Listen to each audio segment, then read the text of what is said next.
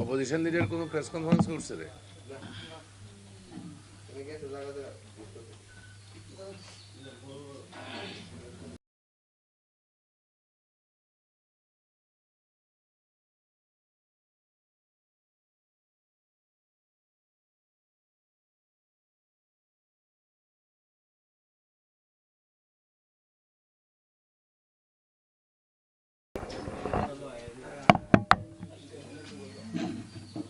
Opposition leader কোনো press conference করছে রে?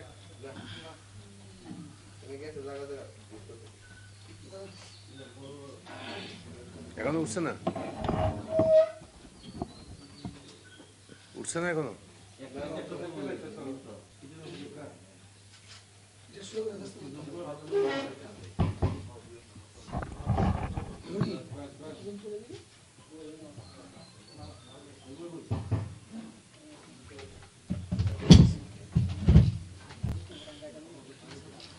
ঠিক আছে, শুরু করি।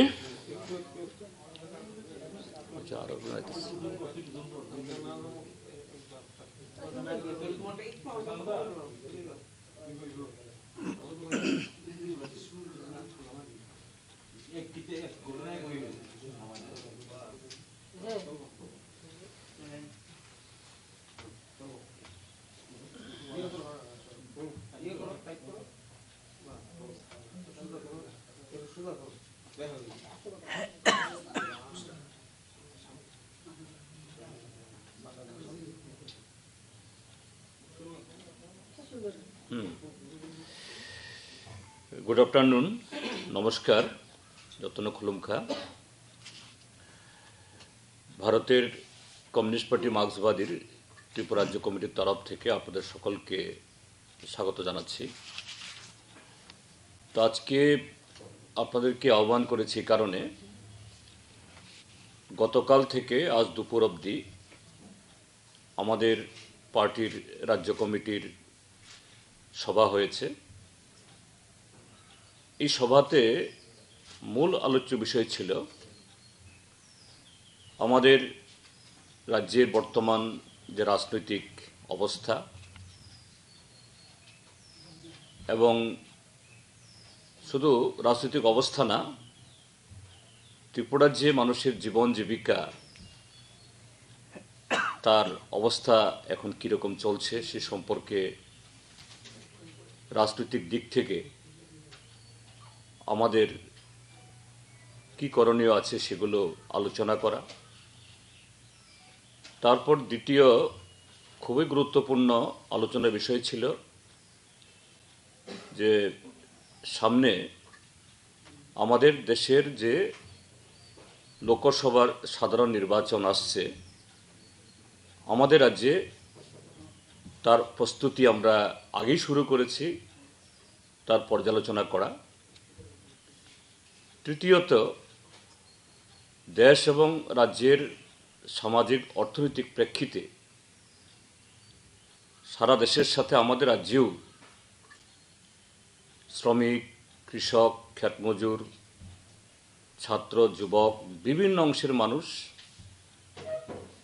তারা কতগুলো তাদের ন্যায্য দাবি দাওয়ার উপর ভিত্তি করে লড়াই সংগ্রাম কর্মসূচি ঘোষণা দিয়েছেন।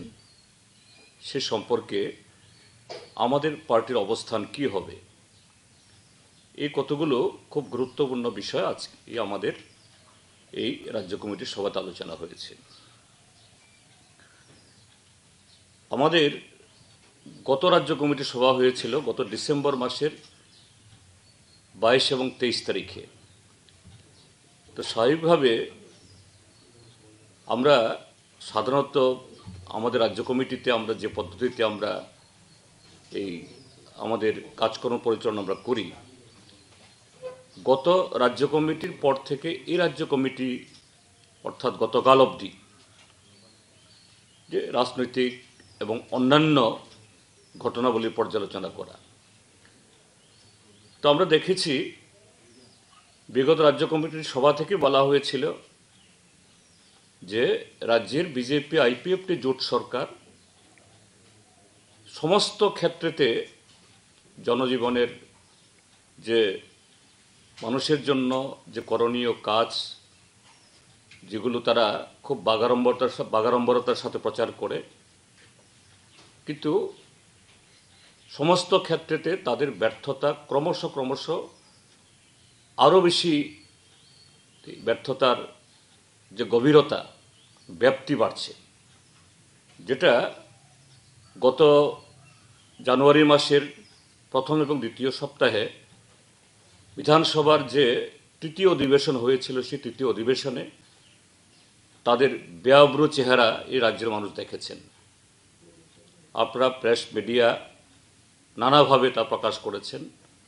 সরকার বিধানসভাতে বিরোধীদের তোলা প্রশ্নের কোনো জবাব দিতে পারেনি এবং সেই জায়গাতে তাদের যে স্বভাব সুলভ যে তাদের চরিত্র, সে অনুযায়ী যে নির্বাচিত বিধায়কদের তাদের স্বাধিকার অনুযায়ী প্রশ্নের উত্তর না দিয়ে অসত্য এবং আরও নানাভাবে এটাকে তারা অন্যদিকে পরিচালিত করার চেষ্টা করেছিলেন। আমরা এই 1.5 মাস সময়েতে গত ডিসেম্বর 22-23 তারিখ থেকে গতকাল দেখেছি যে এই ব্যাপ্তি আরও বাড়ছে, যে কারণে এটাকে আড়াল করার জন্য সারা দেশে যেমন বিজেপি দল নরেন্দ্র মোদীর নেতৃত্বে ধর্ম এবং আরও নানা এরকম অসত্য প্রচারকে ব্যবহার করে মানুষের দৃষ্টিকে অন্যদিকে ধাবিত করার চেষ্টা করছে। আমাদের রাজ্যেও আমরা দেখেছি যে এই গত 1.5 মাস সময়, বিশেষ করে গত 22শে জানুয়ারি রাম মন্দিরের উদ্বোধনকে কেন্দ্র করে যেন এমনভাবে দেশে আর কোনো অভাব নেই, কোনো সমস্যা নেই, বেকারত্ব নেই, ক্ষুধা নেই, দ্রব্যমূল্য বৃদ্ধির সমস্যা নেই, একটাই শুধু কর্মসূচি, রাম মন্দির যারা হিন্দু ধর্মাবলম্বী বা অন্যরাও রামকে শুধু হিন্দু ধর্মাবলম্বীরাই শ্রদ্ধা করেন তা নন, অন্যরাও করেন, তারা করবেন। কিন্তু এই ক্ষেত্রেতে সরকারের কাজ, রাষ্ট্রের কাজ শুধু এই একটা কর্মসূচির মধ্যে এটা সন্নিহিত হতে পারে না। আমাদের রাজ্যেও তাই, প্রায় গোটা প্রশাসন যন্ত্রকে ব্যবহার করে সেখানে এই উন্মাদনা তৈরি করার চেষ্টা করেছে। কিন্তু আমরা দেখেছি মানুষের তরফ থেকে মানুষ সেরকমভাবে সাড়া দেননি। মানুষ বুঝতে পেরেছে এগুলো তাদের ব্যর্থতা ঢাকার কৌশল, এবং অন্যভাবে আগামী লোকসভা নির্বাচনের বৈতরণী পার হওয়া, তাদের যে জনবিচ্ছিন্নতা, এই ক্ষেত্রেতে কোনো সুযোগ তৈরি করতে পারি কিনা তার চেষ্টা মাত্র। দ্বিতীয় আমরা যেটা লক্ষ্য করেছি আমাদের এই মিটিংয়ে যেটা উঠে এসছে, সেটা হলো যে সরকারি বিভিন্ন দপ্তর, বিশেষ করে যে সমস্ত দপ্তরগুলো যে মানুষকে, জনগণকে পরিষেবা প্রদান করবে, স্বাস্থ্য, বিদ্যুৎ, সেচ, পানীয় জল, তার সাথে জনজীবনের সাথে জরুরি শিক্ষা, আইনশৃঙ্খলা ইত্যাদি, এই ব্যর্থতা এটা আরও তার সম্প্রসারিত হচ্ছে।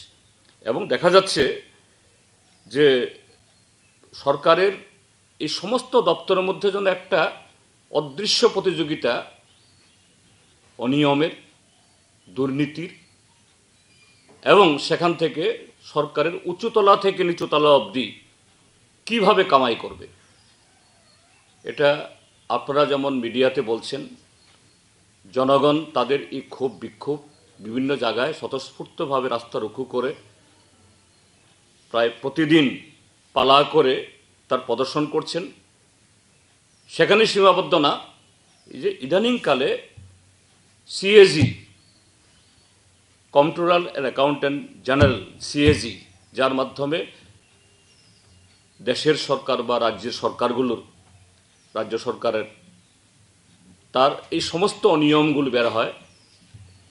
এটা ত্রিপুরাজ্যের এই সম্পর্কে যে সিএজিতে যে অনিয়ম দুর্নীতি যেভাবে প্রকাশ হচ্ছে এবং দেখা যাচ্ছে এগুলো একটু খোঁজ খবর করলে পরে সরকারের একেবারে উপরতলা থেকে নিচুতলা অবধি প্রায় সকলে যুক্ত।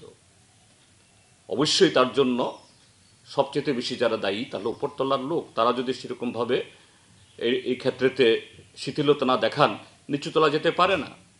এবং আরও আশ্চর্যের এবং দুর্ভাগ্যের হলো যে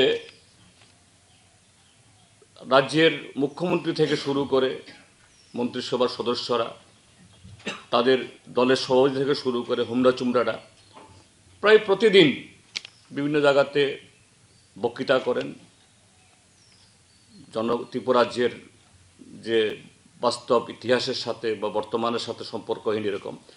কিন্তু কোথাও ঠিক আছে এগুলো তারা করবেনই, কিন্তু কোথাও কোনো দিন এই যে সিএজিতে এই যে অনিয়মের কথাগুলি লিখলো, হ্যাঁ এগুলো নির্দিষ্ট নিয়মে এইসব জায়গাতে তারা তাদের ব্যাখ্যা দেওয়ার চেষ্টা করবেন তারা পাবলিক অ্যাকাউন্টস কমিটিতে, বিধানসভাতে, কিন্তু এইভাবে জনসমক্ষে চলে আসছে পাবলিক ডোমেইনে। সরকার তো জবাব দেবেন, কোনো জবাব নেই। অর্থনীতির হাল একেবারে বেহাল। আপনাদের পত্রপত্রিকাতেও খুব সুন্দরভাবে বলে এসছে যে ত্রিপুরা যেন ঋণের উপরে ভাসছে, যে বিগত দিনগুলোতে 2018 সাল অবধি অতীতের বামপন্থী ফ্রন্ট সরকার বা অন্য সরকার গত এই 35, 40, 50 বছরে যত টাকা ঋণ গ্রহণ করেছেন তার প্রায় দ্বিগুণ এই অল্প কদিন তারা নিয়েছে। অর্থাৎ এটা শুধু বর্তমান সময়ের জন্য যে সংকট না, আগামী দিনের জন্য একটা বৃহত্তর সংকটের একটা যে পরিস্থিতি এই সরকারের হাত ধরে এই কদিনের মধ্যেই এগুলো দেখা যাচ্ছে। তো স্বাভাবিক অর্থনীতির যখন এই অবস্থা, তখন এই সরকারি চাকুরি, তারপরে রেগাতে কাজ, টুয়েপে কাজ, এগুলো তো এখন অপ্রতুল। যা পুজোর আগে বা অন্য সময়তে কিছু কিছু হয়েছে ছিটেফোঁটা, তার মজুরি দিতে পারছে না। যদিও এ সম্পর্কে নানা ধরনের বিভ্রান্তিকর তথ্য মন্ত্রীরা দেওয়ার চেষ্টা করেন, কিন্তু বাস্তব সম্পূর্ণ ভিন্ন। যার ফলে এই কদিন আগেও ব্লকে তালা দিচ্ছে যারা রেগার, যারা কাজ করে মজুরি পান না, তারা রাস্তা রুকু হচ্ছে। আইসিডিএস এর কর্মীরা বেতন পাচ্ছেন না, স্কিম ওয়ার্কাররা বেতন পাচ্ছেন না, এমনকি যারা ভাতা পান, বৃদ্ধ ভাতা, এদের ভাতাও 3 মাস 4 মাস করে বিভিন্ন ব্লকে এই অমিল। আর এই জায়গায় সবচেয়ে করুণ অবস্থা হলো এডিসি। একদিক থেকে রাজ্য সরকারের এই বিমাতৃসুলভ বা এডিসির প্রতি তাদের যে ন্যাক নজর, আরেক দিক থেকে হলো এডিসি যারা পরিচালনা করেন এখন ত্রিপুরা মথা, তারা ব্যস্ত ভোগ বিলাসে, তারা ব্যস্ত শাসক দলের সাথে দহরম মহরম করে গলা মিলিয়ে কিভাবে আরও সুযোগ সুবিধা তৈরি করা যায় কিনা, কিছু চটকদারি স্লোগান দিয়ে। কাজেই এডিসির অবস্থা আরও খারাপ। এই অবস্থায় এ রাজ্যের আইন শৃঙ্খলা আগেও খারাপ ছিল, এর অবস্থা আরও চরমে এখন। যে এই যখন অভাব হয়, অনটন হয়, কাজকর্ম নেই, এগুলো যুব সম্প্রদায়ের মানে তার জীবন চরিত্রের মধ্যে তার প্রতিফলন ঘটে। ড্রাগ এবং তার সাথে এখন পাল্লা দিয়ে বাড়ছে বর্ডারের পাচার বাণিজ্য। ত্রিপুরাজ্যে যে সমস্ত এলাকা খুব মানে বর্ডারের পাশাপাশি অর্থাৎ জনপদ, যেমন এই সোনামুড়া, ওদিকে বিলোনিয়া, সাবরুম, সেখানে একটু কেউ যদি দেখেন, একটু কান পেতে শুনেন, দিন দুপুরে যে বাজারের দোকান থেকে ট্রাকে করে টনকে টন চিনি বাংলাদেশে পাচার হয়ে যাচ্ছে, পেঁয়াজের সাথে। তো এই জায়গায় প্রশাসন যখন নির্লিপ্ত, এই প্রশাসন শুধু রাজ্য পুলিশ বা রাজ্যের এই সিভিল অ্যাডমিনিস্ট্রেশন না, দুর্ভাগ্যের সাথে বলতে হচ্ছে কোনো কোনো জায়গাতে border security force, central force একটা নেক্সাস তৈরি হয়ে যাচ্ছে। এইভাবে ত্রিপুরার আইন শৃঙ্খলা, অর্থনীতি, সামাজিক সমস্ত ক্ষেত্রেতে একটা করুণ অবস্থা তৈরি হয়েছে। এরপরে যেটা আমাদের রাজ্য কমিটি যেটা পর্যালোচনা করেছে, সামনে ভোট, স্বাভাবিক সরকারের বা শাসক দলের সমস্ত যে তার নজর আর তার সমস্ত কর্মসূচি হলো কিভাবে এই ভোট বৈতরণী পার হবে।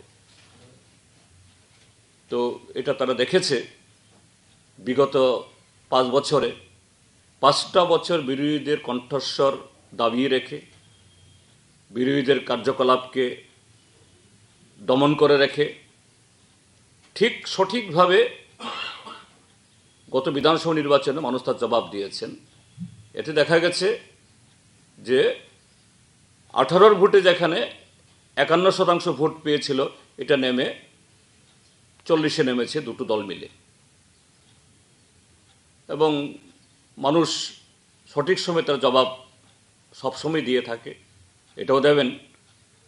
এখন এই বিজেপি যখন দেখছে নানা কায়দা কৌশল করে এরকমভাবে মানুষকে দাবি রাখতে পারছে না, এখন ওই কায়দাটাই আবার ধীরে ধীরে বিভিন্ন জায়গাতে অর্থাৎ সন্ত্রস্ত করার চেষ্টা শুরু হয়েছে।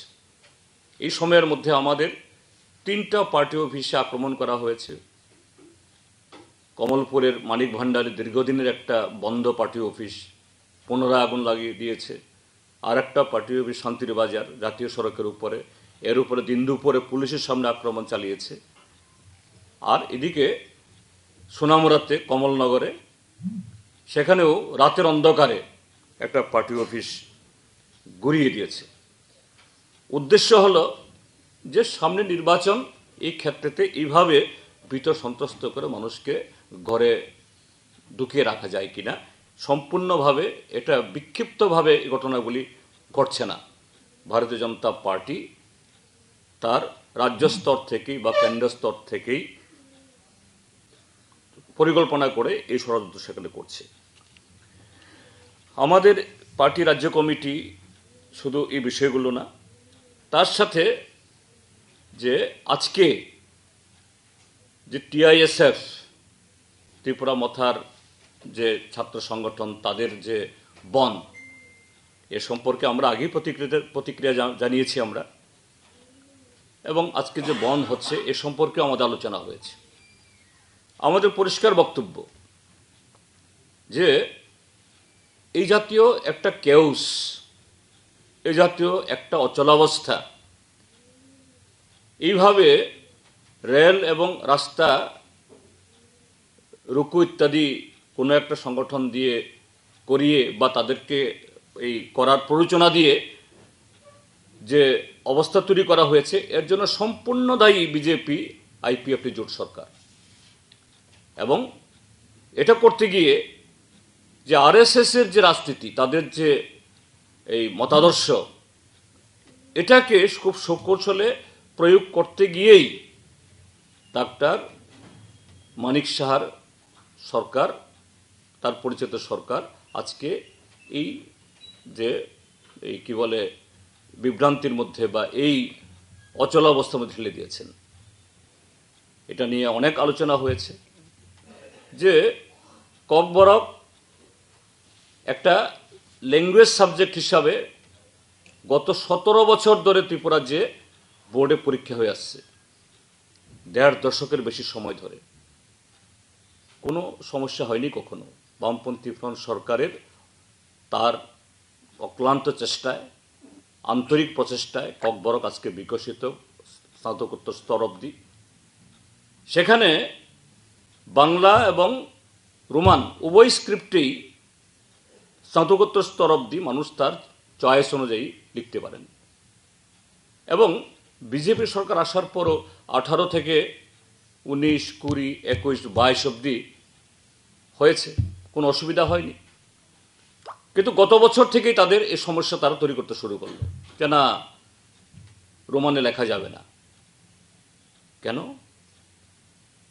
ইউনিভার্সিটি গ্র্যান্ড কমিশন তার দ্বারা নিয়ন্ত্রিত ত্রিপুরা সেন্ট্রাল ইউনিভার্সিটি, সেই সেন্ট্রাল ইউনিভার্সিটির যদি তার এই পঠন পাঠন উত্তরপত্র লেখা যদি রোমানে হয়, তো ত্রিপুরা বোর্ডের অসুবিধাটা কি? আর একই ত্রিপুরা বোর্ড, তার অধীনে লুসাই সাবজেক্ট মিজোদের, এরা রোমানি লেখে প্রথম থেকে এখন অবধি।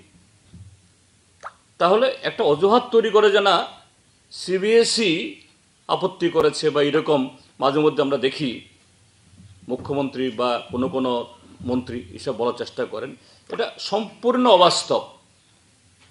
উদ্দেশ্য হলো প্রথম যে আরএসএস বিজেপির যে রাজনৈতিক লক্ষ্যটা কি, হিন্দু হিন্দি হিন্দুস্তান, এই দেশের মধ্যে একমাত্র হিন্দুরাই বসবাস করতে পারবে, আর হিন্দি একমাত্র ভাষা হবে, আর অন্য কোনো আঞ্চলিক বা এরকম ক্ষুদ্র নৃগোষ্ঠীর ভাষাকে বিকশিত করা হবে না। আরএসএসের মতাদর্শ এটাকেই ডাক্তার মানিক শাহর সরকার এইভাবে প্রয়োগ করার চেষ্টা করছেন। তো এই বন্ধ হওয়ার সুযোগ ছিল না, এইভাবে সুযোগ তৈরি করে দেওয়া হলো। এবং সেখানেও দেখা যায় একটা আশ্চর্য ধরনের মিতালি। সাধারণত এরকম যখন বন্ধ হয় কোন দল করে, সরকারের তরফ থেকে একটা নিয়মমাফিক স্টেটমেন্ট বের হয়, শাসক দলের তরফ থেকে এটা যদি তাদের রাজনৈতিক কর্মসূচির বিরোধী হয় বক্তব্য রাখে। কিন্তু আমরা এবং আপনারা মিডিয়াও, আপনাদের কোনো কাগজে কোনো চ্যানেলে আমরা দেখিনি যে ভারতীয় জনতা পার্টির তরফ থেকে কোনো বক্তব্য বলা হয়েছে। ওই জনজাতি সুরক্ষা মন্ত্রকে দিয়ে কিছু বলানো হয়েছে, আরেকটা বিভাজনের এই তৈরি করেছে। এবং তাদেরকে দিয়ে কদিন আগে গত 25শে ডিসেম্বর ট্রাইবেলের মধ্যে বিভেদ লাগানো যায়, একটা মিছিল ডেকেছিল, প্রতিবাদ হওয়ার পর সংগঠিতভাবে পরদিন করিয়েছে, কিন্তু বিজেপি কিছু বলেনি। এবং আরও আশ্চর্যের হলো, দেখা গেছে আজকে প্রায় যেন তোমরা রাস্তায় নামো, আমরা দাঁড়িয়ে দাঁড়িয়ে দেখব। অর্থাৎ এইভাবে বিজেপির রাজনৈতিক উদ্দেশ্য চরিতার্থ করতে গিয়ে ত্রিপুরা রাজ্যের মানুষকে একটা হয়রানির দিকে ঠেলে দেওয়া, একটা খুবই রহস্যজনক একটা রাজনৈতিক খেলা এখানে খেলার চেষ্টা করছে। সে যাই হোক, আমরা রাজ্য সরকারকে বলবো যে উদ্দেশ্যে বা যে কারণে এই বনটা হয়েছে সেটা হলো বাংলা এবং রোমান উভয় স্ক্রিপ্টেই যাতে ত্রিপুরা মধ্যশিক্ষা পর্ষদের পরীক্ষায় লিখতে পারে এই ব্যবস্থা সরকার করুক।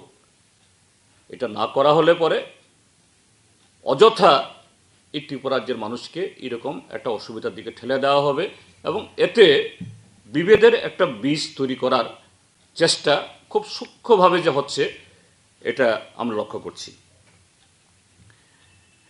তৃতীয় যেটা, সেটা হলো আসন্ন লোকসভা নির্বাচনের প্রস্তুতি।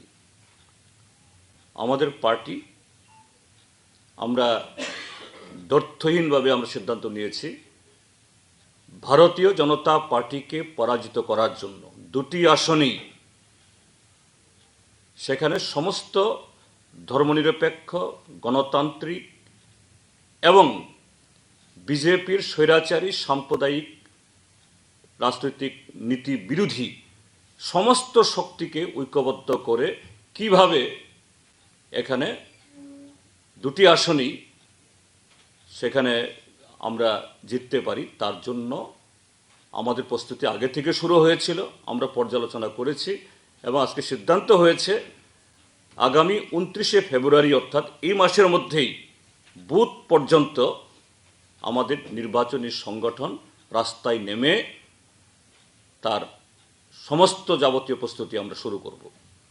বিজেপিকে আমরা কোনো সুযোগ দেব না এ রাজ্যের মানুষকে বিভ্রান্ত করে বিভেদের খেলা খেলে বা অন্য কোনো কৌশলে এই ত্রিপুরার দুটা আসন তারা আবার দখল করে, এই সুযোগ আমরা দেব না। এবং এই জন্য সমস্ত প্রিপারেশন আমরা সে জায়গায় আমরা করছি। চতুর্থ যে বিষয়টা আমরা আলোচনা করি সেটা হলো যে আপনারা দেখেছেন সংযুক্ত কিষাণ মোর্চা এবং আমাদের দেশের কেন্দ্রীয় ট্রেড ইউনিয়ন সমূহ তারা আগামী 16 তারিখ সারা দেশেই শিল্প ধর্মঘট, পরিবহন ধর্মঘট আর গ্রাম বন্ধ। বিজেপি সরকার গত 10 বছর নরেন্দ্র মোদীর নেতৃত্বে কৃষকদের আয় দ্বিগুণ, দেশের অর্থনীতি 5 নম্বরে 4 নম্বরে চলে এসছে, এই সমস্ত বাগাড়ম্বর এবং অমৃতকাল, বিকশিত ভারত এসবের নামে ধোঁকা দিয়ে আবার ক্ষমতা আসতে চাইছে। তার বিরুদ্ধে দেশের প্রকৃত শ্রমিক এবং কৃষকদের, পরিবহন কর্মীদের যে অবস্থা, যাদেরকে 14 সালে নির্বাচনের আগে, 19 সালের নির্বাচনের আগেও নানা প্রতিশ্রুতি দেওয়া হয়েছিল, কিচ্ছু পালন করেনি। এবং আজকে আপনারা দেখেছেন মিডিয়াতে বিভিন্নভাবে টেলিভিশন এসছে যে পাঞ্জাব, হরিয়ানা, উত্তরপ্রদেশ, তারপরে আরও দিল্লির লাগোয়া রাজ্যগুলো থেকে হাজার হাজার কৃষক হাজার হাজার ট্রাক্টর নিয়ে পুলিশের সমস্ত বাধা পেরিয়ে দিল্লির দিকে অগ্রসর হচ্ছে।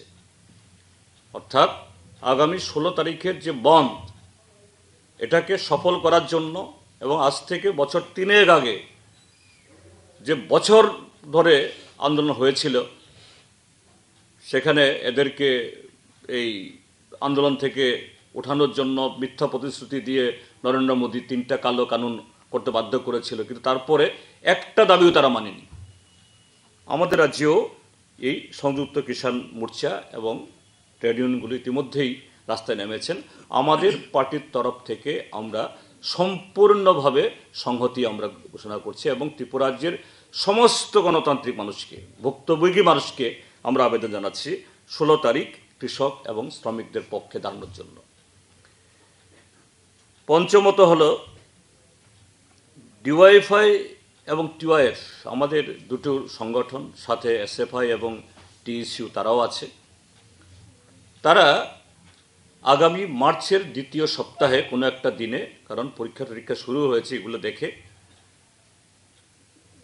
কাজ, সরকারি শূন্যপদগুলো পূরণ করা, রেগা 2F কাজ, তারপরে এই যে মাদকের যে একটা রমরমা, এগুলি বন্ধ করা এবং সার্বিকভাবে ত্রিপুরা যে জনজীবনে একটা বিশৃঙ্খলা চলছে তার বিরুদ্ধে আগরতলা শহরে তারা একটা জমায়েত তারা করবেন। এই ক্ষেত্রেতেও আমাদের পার্টি আমরা নৈতিকভাবে ছাত্র যুবকদের এই কর্মসূচিকে সফল করার জন্য আমরা আহ্বান জানাচ্ছি।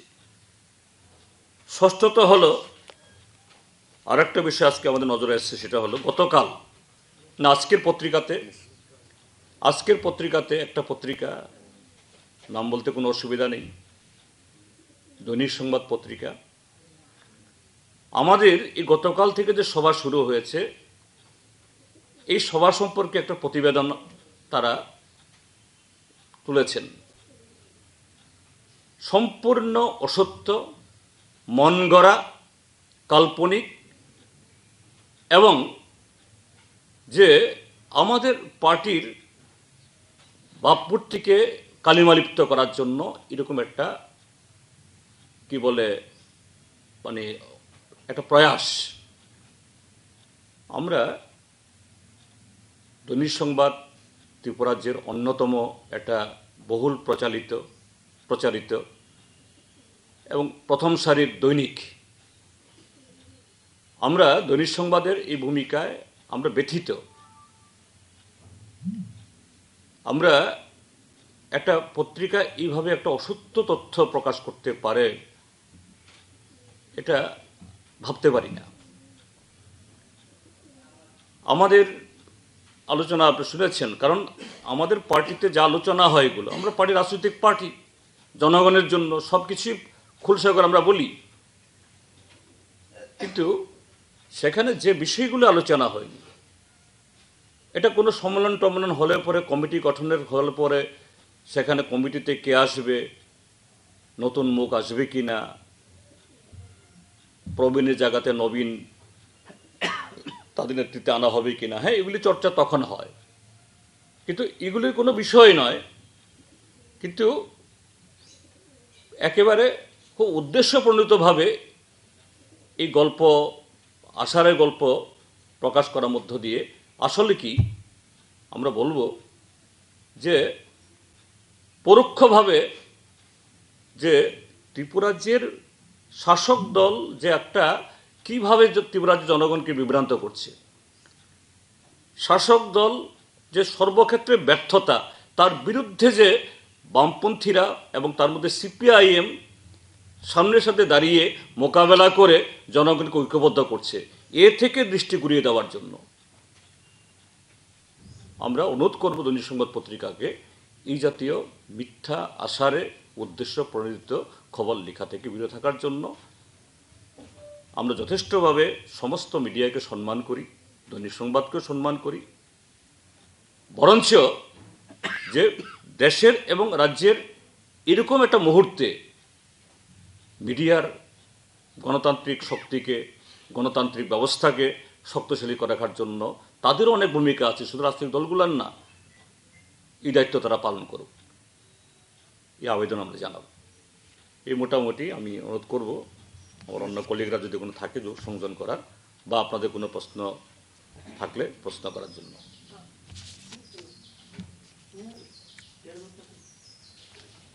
তাহলে স্যার আপনি কি তাহলে ইন্ডিয়া জোট যেটা চলছে দিল্লিতে, মানে এই জোট কি মানে আসলে লোকসভা নির্বাচনে যেটা আপনি বলতে চাইছেন, মানে ত্রিপুরাতেও সেই এটা লাগু হবে? অন্যান্য যে ধরুন ত্রিপুরা দল বা ধরুন কংগ্রেস দল, এদের সাথে কি আপনাদের কোনো আলোচনা হচ্ছে বা হয়েছে? ত্রিপুরা মথার সাথে আমাদের আলোচনা হয়নি। কংগ্রেসের সাথে আনুষ্ঠানিকভাবে আমাদের এক রাউন্ড আলোচনা হয়েছে। আমরা বলেছি যে বিজেপিকে হারানোর জন্য সারা দেশের মধ্যে যে মানুষের যে স্পৃহা, এ রাজ্যের মধ্যেও সমানভাবে আছে,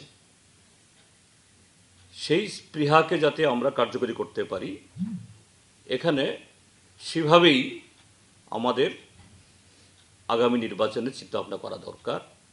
এবং আমরা বলেছি এই জায়গায় যে বিজেপি বিরোধী ভোট যাতে ভাগ না হয়, তার জন্য আমাদের ঐক্যবদ্ধভাবে কাজ করা দরকার। আপনারাও আপনাদের হাইকমান্ড তথা সর্বরাজ্য কমিটি আলোচনা করুন, আমরাও আমাদের কেন্দ্রীয় কমিটি তার সাথে আলোচনা করব, যাতে এই ক্ষেত্রেতে ত্রিপুরা রাজ্যের মতো মাত্র 2টা সিট, সেই সিটে যে ভোট ভাগ না হয়, এটা যাতে আমরা করতে পারি। স্পিরিটটা এখন কে মানে কোন পার্টি কোথায় দাঁড়াবে, কি দাঁড়াবে, বা দুটাই আমরা প্রতিদ্বন্দ্বিতা করব কি না, না অন্য কিছু হবে, এগুলো নিয়ে কোনো আলোচনা হয়নি। কিন্তু এই যে স্পিরিট, এই যে মানুষের যে স্পৃহা, এটাকে যাতে হয় আমরা বলেছি। এবং কংগ্রেস দলও প্রায় একই ধরনের কথা বলেছে, হ্যাঁ আমরাও এর সাথে একমত, অর্থাৎ তারাও তাদের কেন্দ্রের সাথে কথা বলবেন, আমরাও কথা বলছি, সময়ে এগুলি ঠিক হবে। না, আমরা আশা করি, মথা তো দেখছেনই, কারণ এই যে ত্রিপুরা মথা গত 11 মাস ধরে বিজেপি তাদেরকে লেজে খেলছে, মন্ত্রিত্বের টুপ দেখাচ্ছে, তারপর ওই প্যাকেজের নামে দিল্লি নিয়ে যাচ্ছে। কিন্তু সাধারণ এডিসির যে বরাদ্দ, এডিসির যে বিলেস কোটি নির্বাচন, সেটাই করছে না। একদিকে জনজাতি গৌরবের নামে লাখ লাখ টাকা করে সেখানে এই বোম্বের শিল্পী নিয়ে খুব হইচই করছে, কিন্তু জনজাতি এলাকাতে শিশু মারা যাচ্ছে, শিশু বিক্রি হচ্ছে, খবর নেই। হ্যাঁ, বেতন দিতে পারছেন না এডিসি। আমরা এটা আলোচনা করেছি, গত 10 তারিখ অবধি বেতন দিতে পারেনি।